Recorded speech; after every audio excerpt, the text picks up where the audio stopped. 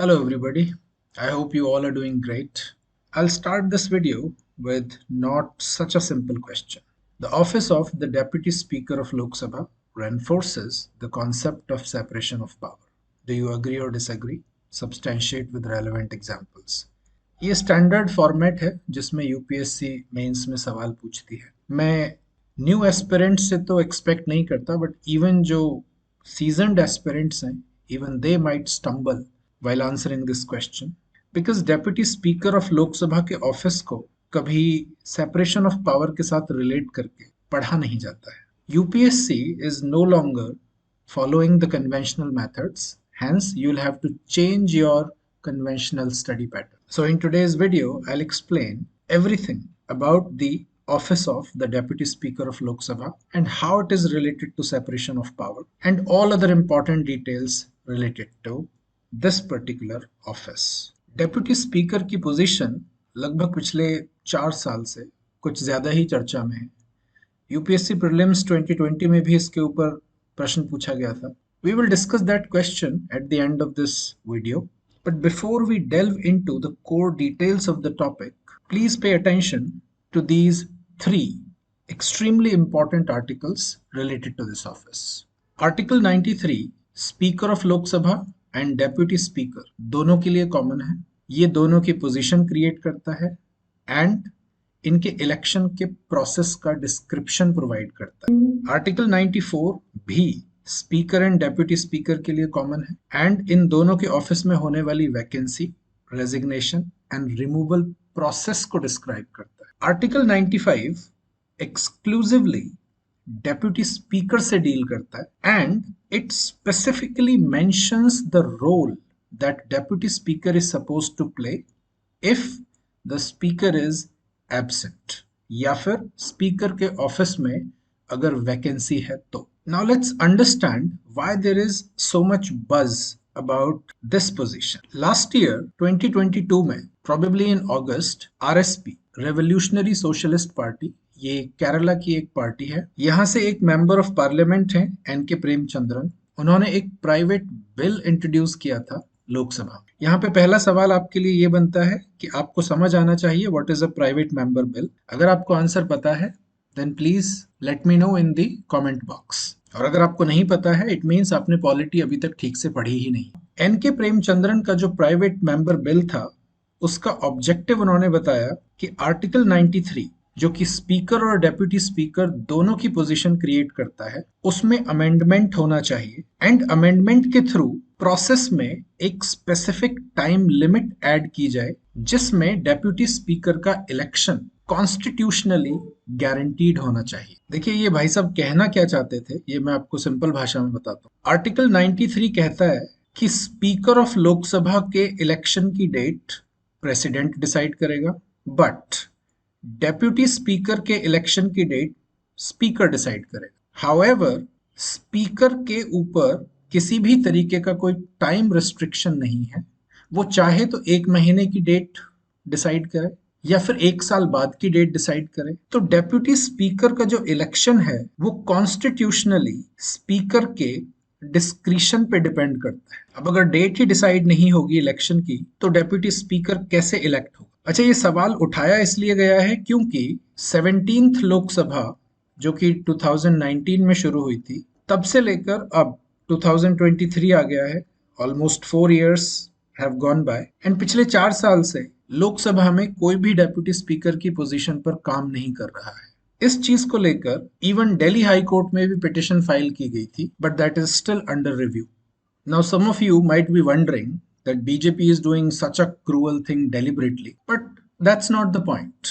Let me take you back as to how it all started. देखिए 1977 में इंदिरा गांधी की सरकार गिरी थी after emergency and Morarji Desai की सरकार, it was a coalition government, Janata Dal government, it came into power. जब मोरारजी देसाई प्राइम मिनिस्टर बने then for the first time उनकी सरकार ने डेप्यूटी स्पीकर की पोजीशन ऑपोजिशन पार्टी को दी. 1977 से पहले स्पीकर एंड डेप्यूटी स्पीकर दोनों की पोजीशन हमेशा रूलिंग पार्टी के पास होती थी बिकॉज इन दोनों का चुनाव जब भी नई लोकसभा बनती है उसके बाद लोकसभा के मेंबर्स करते हैं. इट मींस जो रूलिंग पार्टी है बिकॉज वो मेजॉरिटी में है तो वो जिसे चाहे उसे स्पीकर या डेप्यूटी स्पीकर इलेक्ट कर सकती है। बट 1977 में मोरारजी देसाई ये दिखाना चाहते थे कि उनकी गवर्नमेंट ऑपोजिशन पार्टी के व्यू पॉइंट्स को रिस्पेक्ट करती है। Probably he just wanted to set a good example. अब प्रॉब्लम ये हुई कि सरकार उनकी चली नहीं, कोलिशन की सरकार थी। This is what happens with most of the coalition governments and within 2 years उनकी सरकार गिर गई। अब जो नेक्स्ट सरकार बनेगी या उसके बाद जो आगे की सरकारें बनेंगी उनमें से किसी ने ये दरियादिली नहीं दिखाई। अब यहाँ पर आपको एक पॉइंट और समझ आना चाहिए कि डेप्यूटी स्पीकर के पास एक्चुअल में कोई पावर है नहीं। He is simply a regular member of Lok Sabha in presence of speaker. But अगर by chance speaker को कुछ हो गया, then automatically deputy speaker will take his position और वो तब तक speaker रहेगा जब तक नया speaker लोकसभा दोबारा से नहीं इलेक्ट कर लेती। तो ये जो एक्सीडेंटल विंडो है, इस विंडो में डेप्यूटी स्पीकर के पास इंपॉर्टेंट रोल प्ले करने की अपॉर्चुनिटी होती है। 11th लोकसभा जो कि प्रोबेबली 1996 से शुरू हुई थी, यहाँ पर पार्लियामेंट में एक जनरल कन्वेंशन, ऐसा कहीं लिखा हुआ नहीं है पार्लियामेंट में, कोई रूल बुक नहीं है, कोई मैंडेटरी प्रोविजन नहीं है, सिर्फ एक नियम बनाया गया हेल्दी प्रैक्टिस के तौर पर कि हर नई लोकसभा में the speaker would be from ruling party and the deputy speaker would be from the leading opposition party. और ये कन्वेंशन लगभग पिछले 30 years से फॉलो होता आ रहा था। बट 17th लोकसभा में इस प्रिंसिपल को फॉलो नहीं किया गया। जब इस पर सवाल उठाया गया तो आर्टिकल 93 में स्पेसिफिकली लिखा हुआ है कि डेप्यूटी स्पीकर के इलेक्शन का टाइम, उसकी डेट, ये स्पीकर डिसाइड करेगा and speaker has no time limit और रिस्ट्रिक्शन। तो आरएसपी के एमपी एनके प्रेमचंद्रन ने अपने प्राइवेट बिल में इसी इशू को एड्रेस करने के लिए अमेंडमेंट की मांग की कि जब भी स्पीकर का इलेक्शन हो उसके within 1 month deputy speaker का इलेक्शन मैंडेटरी होना चाहिए। But we all know what is the fate of private members bill. 99% of the times it does not even hit the floor. पास होना तो बहुत दूर की बात है। जब हमारी constituent assembly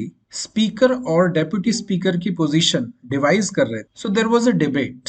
some people did not want the position of deputy speaker. They said that it is an extra position, unnecessary है और डेप्यूटी स्पीकर का रोल तो किसी को भी टेम्परेरीली दिया जा सकता है by the president of India. But then the question of separation of power came into effect. Separation of power में गवर्नेंस को 3 ब्रांचेस में डिवाइड किया जाता है, executive, legislative and judiciary. India में लेजिस्लेटिव ऑर्गन है पार्लियामेंट एंड एग्जीक्यूटिव में आते हैं president, vice president, council of ministers headed by PM and attorney general of India. Constitutional experts including doctor B R. Ambedkar said कि अगर स्पीकर अपना रेजिग्नेशन प्रेसिडेंट को देता है then it would be breach of separation of power because president is part of executive and speaker hardcore legislative का part है। Constitutionally speaker को एक न्यूट्रल पर्सनालिटी के तौर पर इमेजिन किया गया था। This office was supposed to work in non partisan manner and because इस ऑफिस को न्यूट्रल रखने की कोशिश की जा रही थी, उस टाइम पर प्रेसिडेंट को रेजिग्नेशन देना, अगर ये अपनी जॉब से रिजाइन करना चाहते हैं, then it would have breached the separation of power principle. Hence the position of deputy speaker was quite important because अगर स्पीकर को अपना रेजिग्नेशन देना होगा तो वो डेप्यूटी स्पीकर को देगा और अगर डेप्यूटी स्पीकर को अपना रेजिग्नेशन देना होगा तो वो स्पीकर को देगा। सेम चीज आपने एग्जीक्यूटिव में नोटिस की होगी कि अगर वीपी को अपना रेजिग्नेशन देना है तो वो प्रेसिडेंट को देंगे और अगर प्रेसिडेंट को अपना रेजिग्नेशन देना है तो वो वाइस प्रेसिडेंट को देंगे। ऐसा किया जाता है सेपरेशन ऑफ पावर को मेंटेन करने के लिए। Now in reality deputy speaker की जो पोजीशन है वो रूलिंग पार्टी ही ऑफर करती है। रूलिंग पार्टी जरूरी नहीं है कि जो लीडिंग ऑपोजिशन पार्टी हो सिर्फ वहीं से डेप्यूटी स्पीकर चूज करे, वो किसी भी पार्टी से डेप्यूटी स्पीकर चूज कर सकती है, ये उसका डिस्क्रिशन है because at the end of the day your votes matter. 2019 से लेकर 23 तक बीजेपी का एक स्टैंड पॉइंट रहा है कि वो कांग्रेस के किसी मेंबर को डेप्यूटी स्पीकर की पोजीशन नहीं देना चाहते। They offered this position to a member from BJD, Biju Janata Dal, but that person declined the offer और तब से लेकर अब तक ये पोजीशन वेकेंट है। यहाँ पर मैंने कुछ फैक्ट्स इंक्लूड किए हैं आपके प्रिलिमिनरी एग्जाम के लिए। फर्स्ट डेप्यूटी स्पीकर का नाम इंपॉर्टेंट है, M.A. Iyengar. Rank wise Lok Sabha में deputy speaker second highest legislative official कहा जाता है। एंड जैसा कि हमने डिस्कस किया, 17th लोकसभा में अभी तक कोई भी डेप्यूटी स्पीकर अपॉइंट नहीं हुआ है। जो लास्ट डेप्यूटी स्पीकर थे वो थे M. Thambidurai. He was from AINR DMK party. Election process of deputy speaker मैं आपको ऑलरेडी बता चुका हूं। He has to be a member of Lok Sabha, और बाकी के जो लोकसभा मेंबर्स होंगे वही मिलकर इनका चुनाव करते हैं। एंड अगर यूजुअल टेन्योर आपसे पूछा जाए तो जो लोकसभा की लाइफ है 5 years अंडर नॉर्मल सर्कमस्टांसेस, वही टेन्योर डेप्यूटी स्पीकर के लिए रहता है। ऑफिस से हटाया कैसे जा सकता है? If that member resigns from Lok Sabha then by default उनको डीएस की पोजीशन से हटा दिया जाएगा। If he is disqualified from the membership of Lok Sabha then also the result will be same. In short, अगर लोकसभा का सदस्य नहीं है तो डेप्यूटी स्पीकर की पोजीशन को रिटेन नहीं कर सकता है। एंड फाइनली, अगर लोकसभा चाहे तो एब्सोल्यूट मेजॉरिटी के साथ एक रेजोल्यूशन पास करके डेप्यूटी स्पीकर को कभी भी पोजीशन से हटा सकती है। आपके लिए होमवर्क है, आपको पढ़ना है कि एब्सोल्यूट मेजॉरिटी क्या होती है। You should know the difference between absolute majority, special majority, simple majority, और स्पेशल मेजॉरिटी के जो डिफरेंट टाइप्स हैं वो भी आपको अच्छे से पता होने चाहिए। नाउ फाइनली, अगर रोल की बात करें तो रोल बहुत सिंपल है।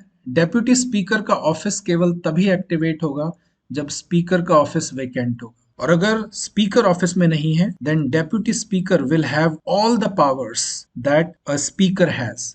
उस केस में उसके साथ किसी भी तरीके का कोई डिस्क्रिमिनेशन नहीं किया जा सकता है। पार्लियामेंट में बहुत सारी कमिटीज होती हैं जो बहुत सारा इवैल्यूएशन वर्क करती हैं। उन कमिटीज में डिफरेंट मेंबर्स नॉमिनेट किए जाते हैं। अगर किसी कमिटी का मेंबर डेप्यूटी स्पीकर है तो वो बाय डिफॉल्ट उस कमिटी का चेयरपर्सन बन जाता है। ये उसकी एक स्पेशल प्रिविलेज होती है। इसके अलावा उसके पास कोई और स्पेशल प्रिविलेज नहीं है। अब लास्ट में यूपीएससी प्रीलिम्स 20 का क्वेश्चन है, बहुत सिंपल है। आप इस स्लाइड को पॉज करके सारे स्टेटमेंट्स पढ़ सकते हैं and then try to attempt this question. First 3 options are very easy. Fourth option UPSC ने बस एस्पायरेंट्स को कंफ्यूज करने के लिए दिया हुआ है। So once you are done attempting this question, let me know the answer in the comment box. And if you have found this content helpful, please share it with your friends and colleagues. Thank you so much.